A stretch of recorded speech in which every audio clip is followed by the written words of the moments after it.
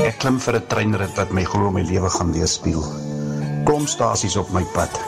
Sommige mooier as ander, maar elk uniek. En dan die moerkoffie, die lewe se vernis, rond, vol, geurig en vol smaak, ryk en lekker. Drink hom slukkie vir slukkie, geniet hom. Laat hy oor die tong rol, want by jou stasie is die rit verby. Die rit weet te flits van die geheue.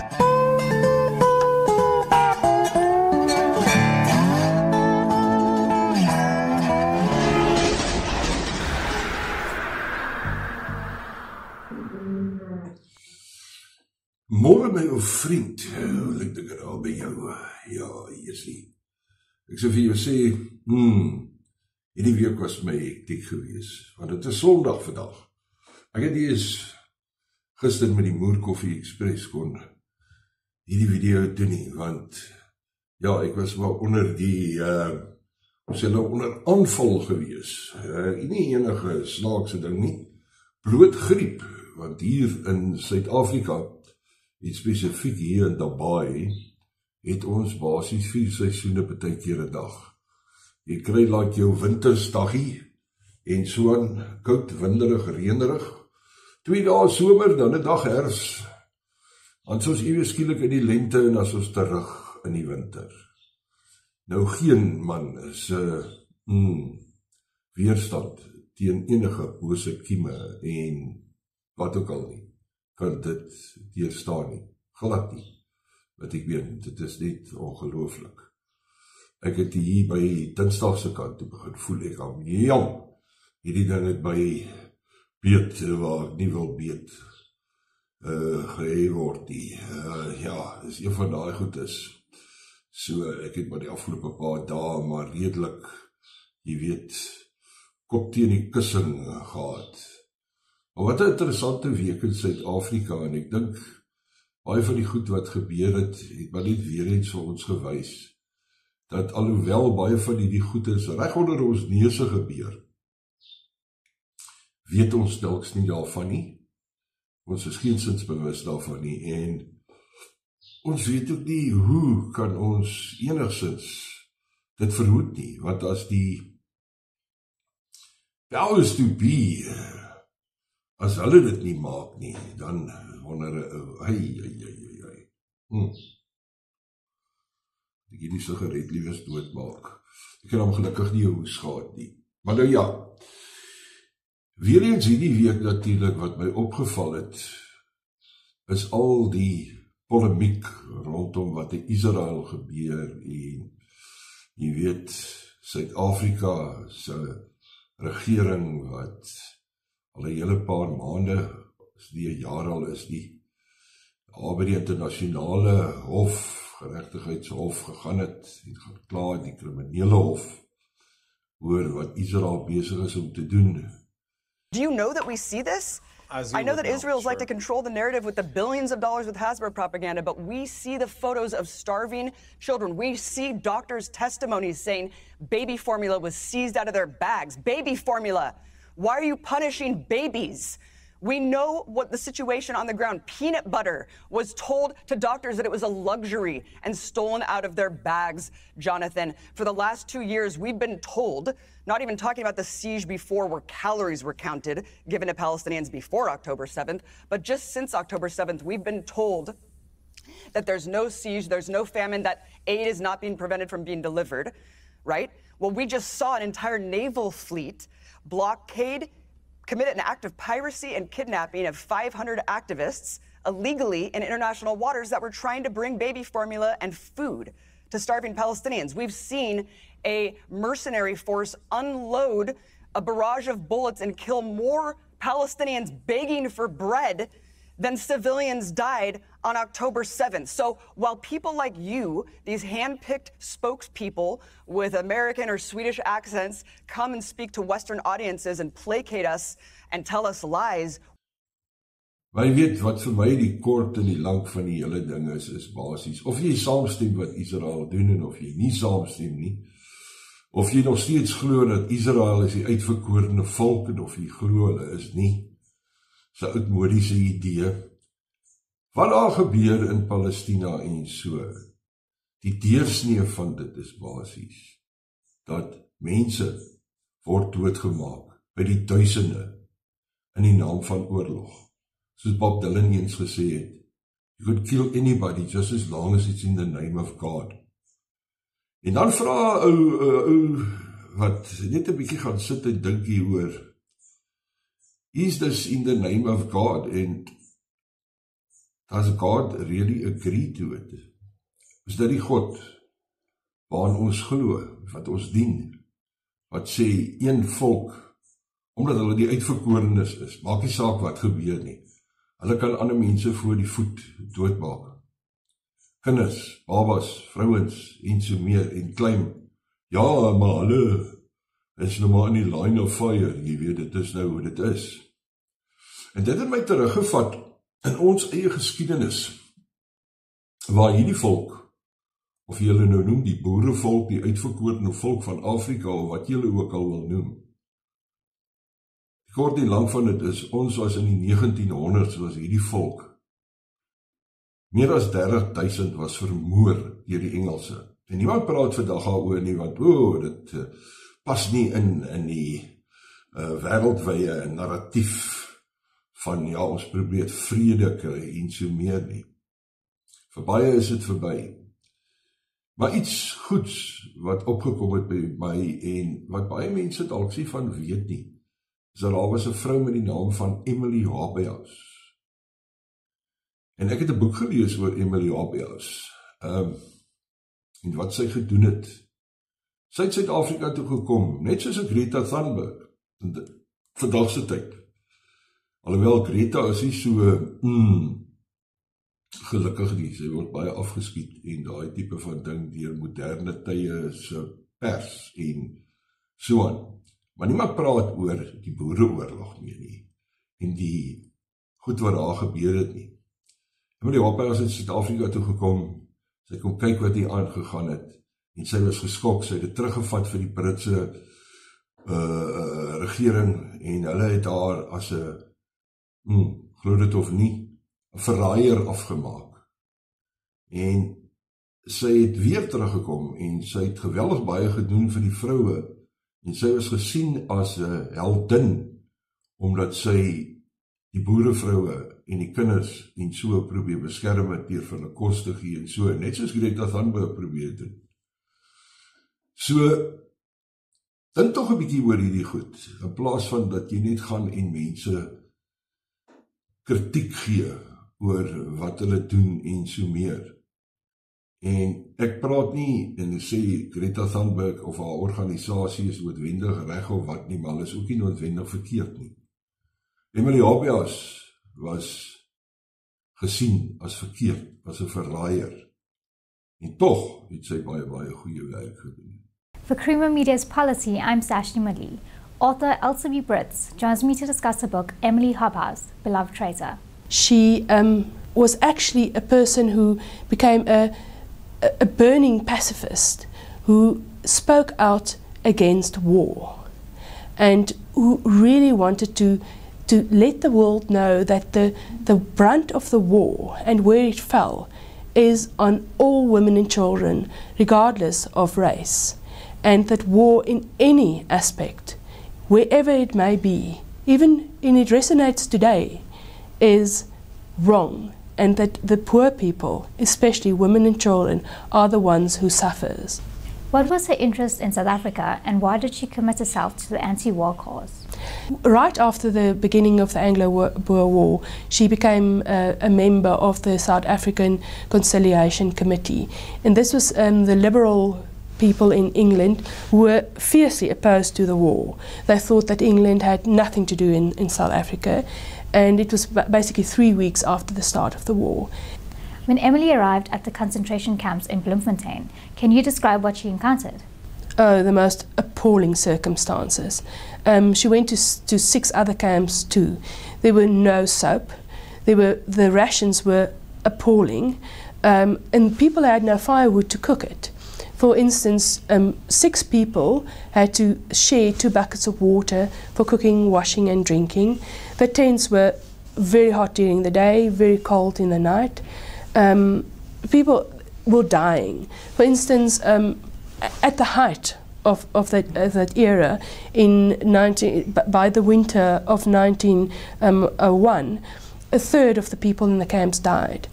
And just to put it in perspective, the official figures are a bit sketchy because the English didn't keep the record that well, but we can safely say that 30,000 white people died in the 50 concentration camps, of which 80% were children. And for the black camps, there were 64 black camps. At least 25,000 people died, of which 80% were also children. So about 55,000 people died in the camps, 80% children. And if you look at what happened on the battlefield, about 16,000 soldiers died in battle. En vandag is ons daar nog steeds, die van ons wat weet van haar, is daar nog steeds baie soort van bewondering vir haar en respek vir haar en dit wat sy gedoen het. Sy lê begrawe by die Vroue Monument. En ek wil jou tog vra, as jy ooit in Bloemfontein kom, was jy al by die Vroue Monument? Gaan verkieslik op 'n stildag. Ek was daar gewees die laaste maal op 'n publieke vakansiedag in Raai waar daar was geen aktiwiteit gewees enigstens. En ek dink hulle het enigstens baie besoekers verwag nie. So ek kon deur daai terrein van daai monument loop en ek sê nou nog, dis nie 'n bygelowige mensie. Ek kon die pyn en die lyding van daai mense voel terwyl ek daar deurgestap het. En so aan. So ja, maar terug by die week. Wat ek weet. Ons het nou die parlementêre kommissie ook in generaal Makonasi se aantuigings. En soos ek verwag het, die parlementêre kommissie is baie soos 'n grind of soos wat noem hulle 'n roast in die wêreld van komedie. Maar daar het ook tog 'n paar goeie goed uitgekom. Makonasi het weer eens soos by die Mhlanga kommissie, as hy eerste daar om te getuig, en hy het nog 'n paar, soos die ouens nou deesdae sê, alles is so 'n bombshell. 'n Paar bombshells gegooi, en toe kom Fanny Masemola, en Fanny seemed funnily enough not in the right place.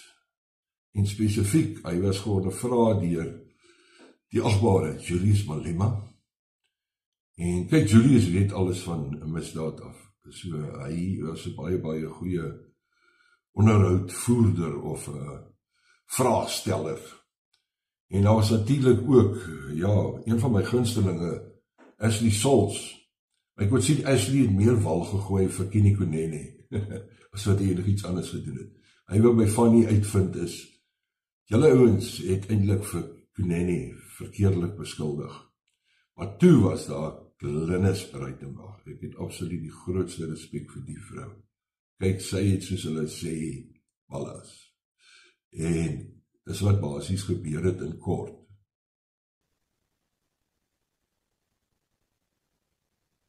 You're the top cop in South Africa. You're the only real general in the South African Police Service. And you say that you hold the view that the instruction of the minister to close the political killings task team was ultra vires and encroached on your domain as the National Commissioner. So why did you not tell him so? Tell him that you won't close it down, that it's doing good work and that he's out of line. Why didn't you just do that? Thanks, Honorable Chair. But even though I tell him that this team is doing good work, we're not supposed to close it, he said, we must close it. No, General, I'm sorry, you're missing the gist of the question. Oh, sorry. The question is, not that you didn't discuss it with him, I'm sure you did. Thank you. Why didn't you tell him you're not interested? He's encroaching on your terrain, he's out of line, he can't do what he's doing, and he must concern himself with his own business and you concern yourself with yours. Well, thanks, Honorable Chair. Like I said, I did my best to tell him, let's not close, and he insisted. There's no one above you and he's not above you. He's a minister of police, he's above me. Not in the hierarchy of the South African Police Service, General, and you and I both know that. You call the shots in the South African Police Service, not the minister. And if he tries, you should tell him to go to hell. Why didn't you? Yeah, well, I didn't tell them that. And I take him as Minister of Police. And I told him in a nice way that let's not do this thing. And he kept insisting, no, we do it. So when you told him in a nice way and he didn't go away, why didn't you tell him in a less nice way?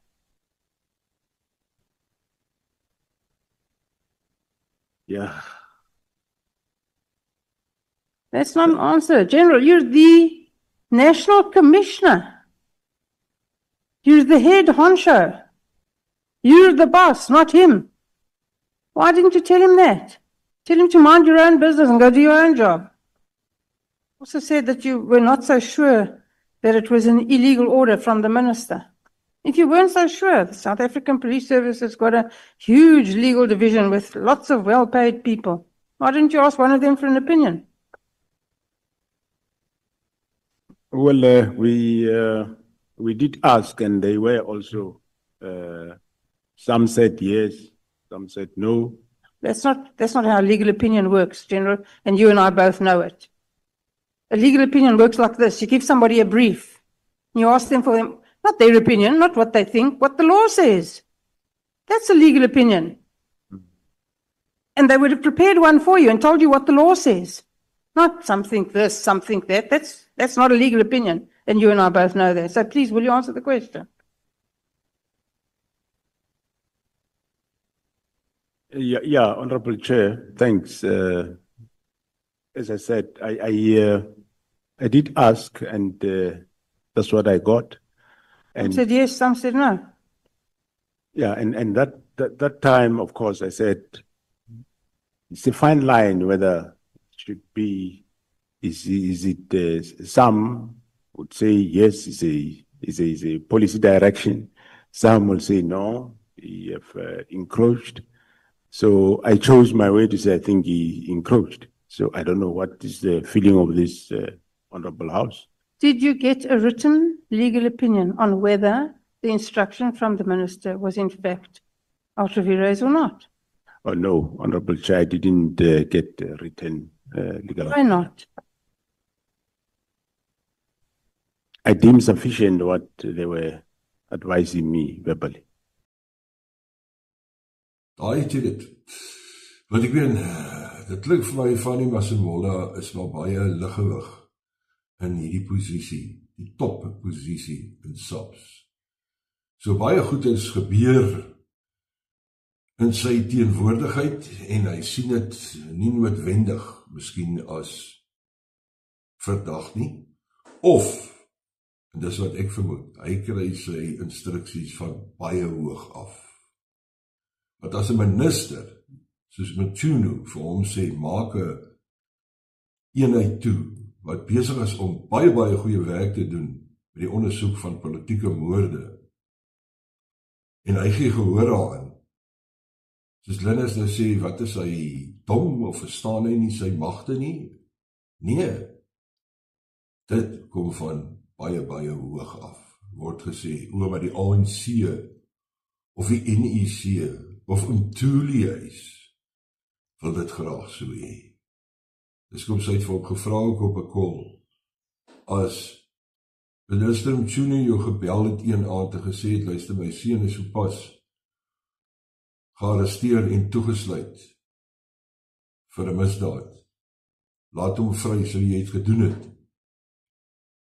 Toe het hy gesê, nee, hy het nie so nie, hy sal dit gedoen het nie. Maar, wie weet, dalk sou hy. En dan natuurlijk die tweede grootste ding, indien dit nie die grootste is nie, is 'n man met die naam van Morgan Mamelo. Blykbaar 'n tycoon. Is hy 'n criminal tycoon? Wat so tipe tycoon is hy? Want die SIU het hierdie week, onder andere, buiten Sibia en dit, het hulle beslag gelê op goedere te waarde van miljoene, honderde miljoene, by hierdie huis. Ewe skielik 25A, Oxford Street, Sandton, het baie bekend geraak. En jy weet, as jy kyk na hierdie goed is, ek het eers vandag as het Donnes Hospitaal, toe ek die plek van buite af die eerste maal sien. Bykans 2 jaar terug, vra John Steenhuisen vir ons agbare president die volgende. A recent example, one of your own nephews, whose company scored contracts worth 381 million rand from Gauteng hospitals. And you write that it's not being felt by the majority of our citizens because BE only benefits ANC-connected cronies. No, you keep saying my nephew. I don't even know this gentleman. And so let's not even get there. I don't know him. Sy antwoord is, let's not go there. En hy lag selfs daaroor. Hy ontken hierdie jaar, toe hy weer gevra word, dat hy enigszins hierdie neefie wat blykbaar uit die vorige huwelikheid, huwelik dit hê, huwelik daai, jy weet, wat uit die vorige huwelikheid gekonnekteer word, maar hy ontken, dat hy hom ooit ken, of weet van hom. En dan kom hierdie video footage, aan die buitekant van hierdie huis geneem, dan kom hierdie video footage vorendag. You come to me. You come to me. How are you, my brother? Yeah. I'll give you some love. I love you. I'll give you some love. I love you. How are you? No better cameraman in the world. Let me tell you. Yes. So, I mean, if you say it's beautiful. Welcome. Yes. No, never mind the art sculptures all over the place. They're custom for the property. We wanted a lot of windows just so we could look out into the pool at any given angle of the home. So it's a very open plan. And we are very strict with the color blue here. The color blue is really an essential service. This is just one of our many bathrooms. This is the main master bedroom. You can see I need a whole living room in there. Of course, I have a walk-in closet. Like, what do you mean? This is our custom cinema. Yes, it's very different from when it was on top billing because we got to do changes here and there. We can't keep everything looking similar. This is our kitchen. We did some changes again. This artwork, don't believe me, it's very expensive. Okay, the SIU has captured it, trying to make a quick buck back after the Tembisa looting. And then the kitchen, as you can see, here it goes. Of course, I need 465 equipments so that I can continue to exercise. Of course, it's got to be entirely glass, okay, no windows. Oh, don't forget my Lamborghini collection. It is everything to me. It's a very, very specific kind of blue, and they're putting it in a truck. Is the truck even qualified to have this kind of vehicle in there? How could they do this to me? But this is a panoramic view. Just look all around. It's very glassed, okay? It's got to show signs of South Africa. This is the land. I had to purchase the land next door. Yeah, the land at number. Nou, ek weet nie wat die president gaan sê nie. Hy is gewoonlik baie goed onder druk. Ons het gesien met pala en alles. Jy weet, jy druk jou kop in 'n gat, hopelik nie jou eie gat nie. En dan kan jy niemand sien nie en jy glo ook ander wat jou nie sien nie. So ons sal sien in die komende weke wat hier uitspring. Maar hierdie man, jy kan maar gaan Google Morgan Momela. As jy eintlik foto's van hom nie. Tog was hierdie moer se huis eens op top billing gewees. 6 jaar terug, dink ek. En al die luukses is uitgewys vir die mense om te sê, yes, check hierdie man se leefstyl. Jong, en so aan. Maar sy naam is nie genoem gedurende die program nie. Nou, as jy werklik trots is, so Cyril altyd sê, hy het destyds gevra, ek dink het was in die jaar vir Corneille Mulder, wat kan jy nie verstaan, dat dit 'n swart man sy hart verskriklik warm en goed laat klop, as hy 'n besigheid het nie. Nou weet ek nie of jy met Momela se besigheidsakumen en dit waarby hy tot dusver betrokke was, kan sien as 'n besigheid waarop jy kan trots wees nie, want dit lyk meer na 'n misdaadsyndikaat. En dit begin al hoe meer lyk dat hy is, praat ons deesdae van die hosh, die in die hosh staan. So jy is eintlik my hosh vriend. Ja. En dit lyk vir die Momela as 'n hosh-keider. Jy weet, hosh beteken blykbaar soort van of significance. So as ek sê jy's 'n hosh vriend, dan sê jy 'n vriend. Friend of significance. Maar dat hierdie ou is blykbaar betrokke by hierdie 2 biljoen tenderbedrog by Tempisa onder andere. En almal het vir ons vertel 2 weke terug, nee, is net by Tempisa, nou kom dit uit by dieselfde maatskappy, onder dieselfde naam, het hy ook geskied vir kostenders, catering van biljoene by hospitale soos in die Noordwes. En hy wil jou nog vertel, een of ander tyd, van 'n hospitaal net buitekant Kimberley, wat al kom vanaf 2005 af. Hoeveel bedrog is al gepleeg? En wie was hulle? So ja, ek gaan jou laat in vrede. Ons sal hierdie week sien hoe speel hierdie Momela saak uit en of die pers dit gaan waag om 'n fotootjie van hom te publiseer. Dat ons kan sien hoe lyk hierdie man wat soveel goeie smaak het.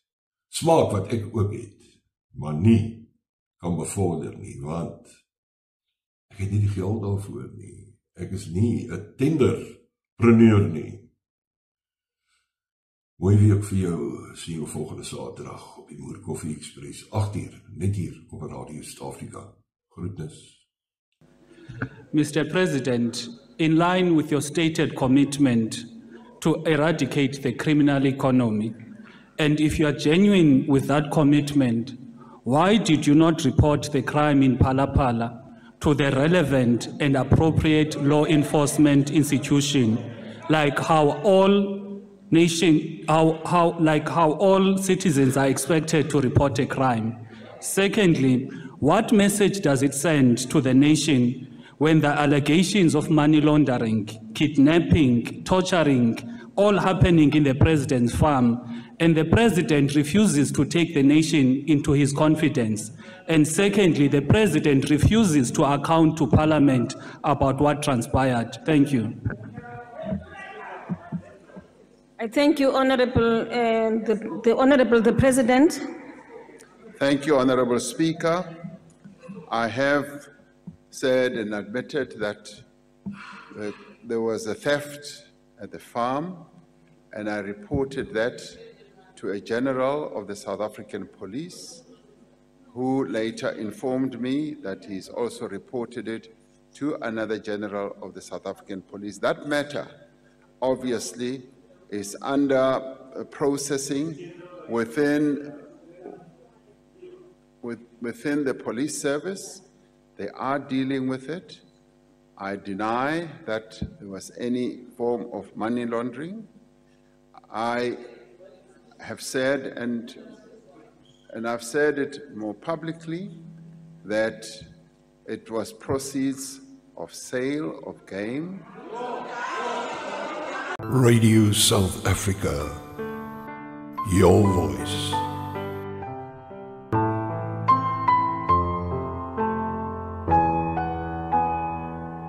24/7.